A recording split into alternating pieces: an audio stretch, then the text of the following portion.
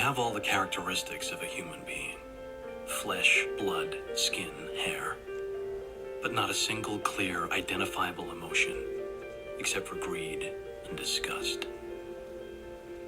Something horrible is happening inside of me, and I don't know why. I think my mask of sanity is about to slip. What if someone is living within a sick, disordered, and possibly insane society? Wouldn't that then mean, if people were well functioning within that society, that they would also be considered sick and insane? By following these premises, how can we then determine which behaviors would classify someone as a madman, and which behaviors are actually just attempts by the individual to escape the sick society which binds them? This is the dilemma that Patrick Bateman finds himself within in the film American Psycho. From the start of the film, we are shown a character whose life is entirely based on superficialities. The majority of his time is spent prepping and primping himself, working out in a robotic routine, applying tubes of moisturizers and lotions to maintain a flawless appearance. The greatest detail and attention is given to the outward show of his body, face, clothing, and home, while his interior life is ignored and disregarded. There is an idea of a Patrick Bateman, some kind of abstraction, but there is no real me, only an entity, something illusory. And though I can hide my cold gaze, and you can shake my hand and feel flesh gripping yours, and maybe you can even sense our lifestyles are probably comparable, I simply am not there. As he removes his facial moisturizing mask, we get the impression of a person who is seeking something else, who wants to be different from what he is, but is essentially trapped under his functional social persona. This mask is cold, dark, calculated, distant, and emotionless. Being that he is an abstraction, an idea, he is the opposite of embodied. He is removed from the world and himself. He has no impact on those around him. As opposed to forming close relationships, all of his efforts are aimed towards controlling others and the world around him, residing within a profession and social circle which encourages these types of behaviors. People are treated as things and objects, unreal entities that can be played and toyed with at his discretion. All of these traits point towards a person who is insane or psychotic, an isolated unit who has lost all grip on their place in the world. But his work colleagues, associates, and friends also possess these personality traits, so Patrick is perceived as part of the status quo, bringing us back to our original inquiry of, how do you determine the sanity of an individual who is surrounded by group members who may be deemed insane themselves? When Patrick speaks to his so-called friends and colleagues at dinner, he mentions the ways that he would like to impact the world and what needs to be done to enact real change. He spouts off talking points like ending homelessness, stopping racial discrimination, and more. But just like everything else mentioned by this idea of a man, there is no substance behind these words. They are sayings that are purely for show, available for anyone who is within talking distance. But even Patrick himself is not convinced by what he says. Just as he is himself an abstraction, so are the words and phrases that come out of his mouth. None of it is concrete or in the realm of possibility. The actual Patrick Bateman would never approach tackling these problems, as we soon see when he literally attempts to end homelessness by killing the transient and his dog. I hate that job anyway. See why you just don't quit. Because I want to fit in. As someone so desperate to fit in, individual preferences take a backseat and are dismissed in favor of social norms. The only thing that matters is the group's approval and acceptance. This makes it so the rational viewer might find the limo ride with Patrick's so-called fiancée to be ridiculous and confounding, as he attempts to tune her out by listening to music on his headphones. But in a perverse society, this all makes perfect sense. This is a land in which the pieces are mangled and smashed together, even though the whole that they make up is disfigured and ugly. Patrick is an interchangeable being, There is nothing unique or special about him, which functions perfectly within his work and social environment, as sticking out too much would harm the group structure and cause one to be labeled as an outcast. He admits that it is very easy to be confused with others at the firm due to nearly identical appearances, and several times throughout the film, he either poses as another worker or is mistaken for another without much question. All of the partners have business cards with a matching job title, phone number, and company name. The only distinguishing markers are the typeface and the shade of white, essentially meaningless details which serve no greater purpose. He admits that there is nothing real about anyone who works there, including himself. And when we see Patrick and his colleagues at work, none of them are ever doing anything with purpose, never working towards any goal. We get no sense of what their work actually consists of. There is no process of life ever occurring. It's just a bunch of unrelated events that equal very little. I think Invisible Touch is the group's undisputed masterpiece. It's an epic meditation on intangibility. At the same time, it deepens and enriches the meaning of the preceding 3 albums. And for someone who is so disconnected and separated from real life, it is surprising when we hear him talk about music in such a profound way. Despite nuance being absent in all parts of his actual life, intricacies fully enter the picture as he describes his appreciation of music to others. These monologues are often artistic and detailed, Patrick expressing himself as if he is a different person than what we see in his social situations. Music is the one thing he connects to and understands, the only part of life for which he has a relationship. His discussions about the art form are normally done in private or prior to murdering someone, indicating the vulnerability that comes along with these personal expressions, something that could not be accepted by the group he normally resides within.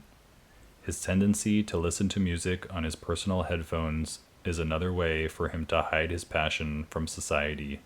But along with music, he also savors his chance to engage in homicide, as his murderous rages allow for him to engage other aspects of his emotional life, parts that are regularly suppressed. And although we could look at Bateman as an American Psycho literally, in that his homicidal tendencies are what create this denotation, couldn't it also be argued that these acts are what actually make him saner than his peers? Whereas Bateman is normally emotionless, soulless, and uninterested in life, someone who is an isolated fragment that has no context, the homicidal and bloodthirsty Bateman is instead feeling all of his emotions, driven to act and fully engaged in life. Even after he murders, we see him instantly reverting to a blank stare and lack of enthusiasm, displaying the dichotomy between his two ways of being. Is it possible that he is making attempts at actual living during these scenes? Is this Patrick's attempt to escape the sick world he is immersed within? Several murders deep, he appears ready to kill his secretary Jean, but the entire time he is asking her questions about meaning in life, if she feels fulfilled by her current situation. Is he trying to determine if there is another way to live? If someone else may feel more positive about the world he so desperately wants to leave? Just as he's about to shoot a nail into her head, he hears a message on his answering machine from his fiancée, reminding him of the vapid and meaningless existence that is his own. He was prepared to engage in living the only way he knows possible, but this reminder of reality cuts him off from the bubbling feelings of rage. It's as if the cognitive dissonance between what he really wants and what he has is too much to bear, causing him to go limp and give up his pursuit prematurely. But Patrick has been confronting what it means to live in this world throughout the film, manifesting itself through irritations and angry outbursts in everyday scenarios. It's as if the person locked inside is trying to get out, but it has no idea how to do so or what to do with the emotions inside. At one point, he is eating brunch with his fiancée, and he seems to be completely fed up. She tells him she's sorry for bringing up their marriage and that they should move past it and get some coffee. Normally, Patrick would be okay with this, as ignoring deeper questions is essential so as to avoid inconsistencies, illogicalities, and pieces that don't add up to a coherent whole. But something has been stewing lately, and he states to his fiancée that she is not very important to him. It's as if Patrick is finally realizing the psychotic nature of his life decisions, making the choice to ditch the charade and cover that has been effective for so long, instead moving towards the emotions trying to escape from within. He soon enters into a shootout with some police and murders several people along the way, killing without hesitation. And regardless of if these are hallucinations or real acts, what is Patrick attempting to gain from these behaviors? And once again, we return to the axiom presented at the start of the video, in that the murders signify attempts to escape from an insane world, acts which are sane to Patrick and Patrick only. We can consider these murders as perfectly rational and sane acts within this context, as they make him feel alive and as if his decisions actually matter. There is something which is finally on the line. He is no longer an automaton or cog in the machine. He is no longer plastic, moldable, and mechanistic. During this time, he is instead a living, breathing, decision-making human being. So, I guess I'm a pretty, I guess I'm a pretty sick guy. A sick guy is someone who has at least some substance behind him. Being a sick guy is being someone who is well-defined and who has motivations for his life, even if they aren't honorable. The regular Bateman can't even be compared with someone who is a sick guy. Patrick is just lost, someone whose life has no focus or drive. The sick person has made a choice to be sick through murdering others and eating their brains. Bateman has chosen not to live. Soon Bateman finds himself back in another carbon copy bar with the same replicated firm partners talking about the same nonsense, attempting to find a reservation at any restaurant that is popular. He soon sees a lawyer who he confessed his murders to over the phone, attempting to gain confirmation of his actions. Although he's scared and worried out of his mind, at the same time he seems desperately intent in affirming that the message was received and that it was all true. But not only is the lawyer unable to distinguish Bateman from another colleague, he also informs Patrick that Paul Allen is actually alive and well. And as Bateman's secretary goes through his desk, we see the disturbed interior life of Patrick's life in picture form. Whether his killings were imagined or real, it doesn't seem to matter either way, because his damaged interior life will not be recognized by the sick society that Patrick values so much. He so desperately wants them to see him for who he actually is, for the darkness that lurks within, but they all seem so uninterested in it all, preferring to focus on important things such as money, success, and which bar they are going to next. Since the society doesn't believe or care about his attempt at a confession, since no one cares enough to pay attention to him, it essentially means that the murders were imagined, even if they were actually committed. Regardless of what it means to himself, the grip of the world around Bateman is far too powerful. His drawings and murders were his attempt to express his inner turmoil, but if there is no one around to hear a tree fall in the middle of the forest, does the tree actually make a sound? But even after admitting this, there is no catharsis.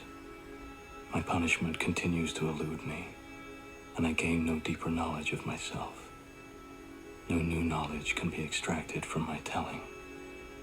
This confession has meant nothing. Despite his attempts to break free from this group psychosis, it's almost as if the world will not free him of the illusion. Perhaps Patrick thought that he was different for a moment, that he was unique as compared to all the other robots and fakes that he surrounds himself with. But since he cannot validate himself and his own interior world, while heavily relying on outside opinion, he defaults back to the sick society he has been bound to. And as the sign behind him emphasizes, this is not an exit. He has not been allowed to leave this world. How is one to know that they must get out of a damaged world when the reliance is on the opinion of others whom believe that there is no damage to be noticed. The paradoxical nature of the situation leads Patrick to be trapped, and the events of the film mean nothing to him or anyone else in the end. This concludes this video on the psychology of American Psycho. Please watch my other videos on other TV and film characters if you enjoyed this video. Thank you for watching.